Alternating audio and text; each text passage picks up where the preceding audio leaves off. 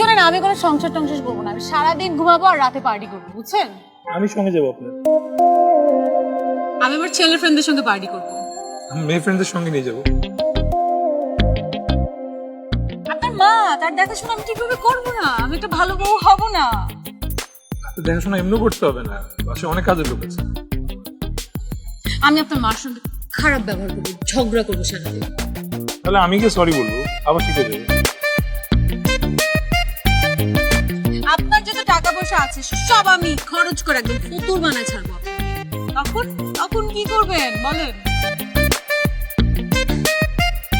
যার হবু বউ হতে যাচ্ছেন আপনি, তার ব্যাংক অ্যাকাউন্ট যদি এখনই ফাঁকা করে ফেলেন তাহলে পরে সংসার তো রাস্তায় করতে হবে। ওয়েট, বউ মানে কি?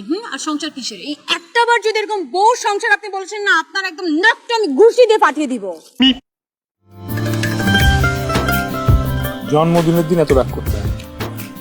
আর আমি জানি চকলেটও আপনার সবচেয়ে ফেভারিট। এই ব্র্যান্ড আশা করি পছন্দ হবে। কে সে যে আমাকে নিয়ে আপনাকে সব ইনফরমেশন দিচ্ছে? কে সে? Who is he or she? সেটা তো ইম্পর্টেন্ট না। ইম্পর্টেন্ট হচ্ছে যে আপনার যেটা পছন্দ সেটাকে আমি আপনার কাছ পর্যন্ত আনতে পারছি। নিজের মানুষের ভালো লাগার কোনো দাম দেখে না যায়। বিয়ের পর না এসব কথা সব জানালা দিয়ে পালিয়ে যায়, বুঝতে পেরেছেন? এগুলো আমার সব জানা আছে। আপনার একদম ভুল জানা আছে। আমি জানি না এগুলো আপনাকে কে বলেছে। আসলে হয়তো সে এমন হতে পারে, সবাই তো আর একরকম না। দেখেন একটা সুযোগ দিন।